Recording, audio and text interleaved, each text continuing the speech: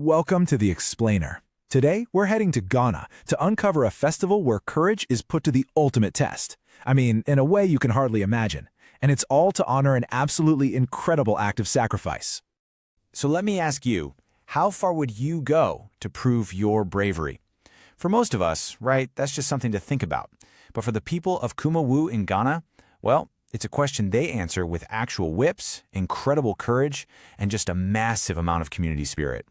So what we're talking about is the Papa Nantwi Festival. And right at the center of it all is this raw, intense, and honestly almost unbelievable test of courage. It's a moment that brings the entire community together, literally holding their breath as they watch a tradition that's centuries old unfold right before their eyes. Okay, so let's break down what this contest actually looks like. Imagine this. There's a bullock that's been slaughtered and placed in an open arena. Then courageous men rush forward, knives in hand, and their one goal is to cut a piece of that meat. But, and this is the wild part, while they're trying to do this, they are being hit with whips. I mean, it is a brutal, visceral test of pure endurance. And if you succeed, well, it's about way more than just getting some meat. It means you're hailed as a hero. You get honors directly from the chief himself. But you have to wonder, right? Why would anyone do this? Well, it's not just about proving you can take a punch, or in this case, a whip. The whole spectacle, the struggle, the pain, the reward, it's actually a powerful reenactment. It's like a living history lesson, telling a story of sacrifice that's been passed down for hundreds of years. Okay, to really understand why this festival is such a big deal, we have to go back in time, way back, to the very birth of the mighty Ashanti kingdom and its fight for freedom. And the hero of that story? It's this man, Chief Nana Tweneboa Kodua I.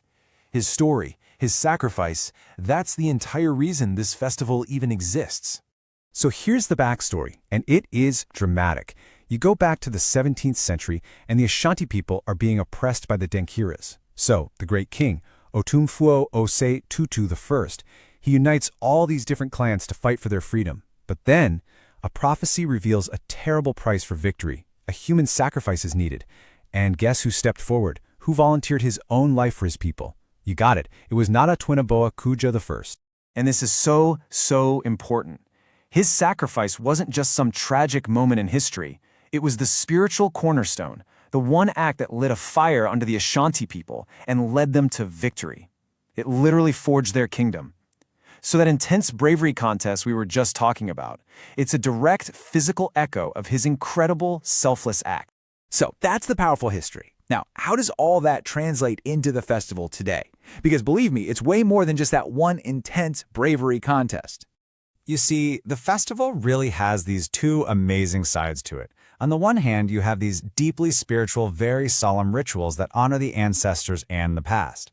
But then, on the other hand, it just explodes into this joyful, vibrant celebration that unites everyone living in the community right now. So let's talk about that spiritual side for a second.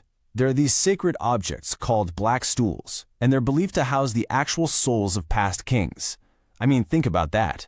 Special rites are performed on them to connect the living with the dead. These things are so sacred they're kept in a special room, the Nunkunyafi, and sacrifices are even made out at the Bamfulbiri Wildlife Sanctuary to honor the ancestors who won them their freedom.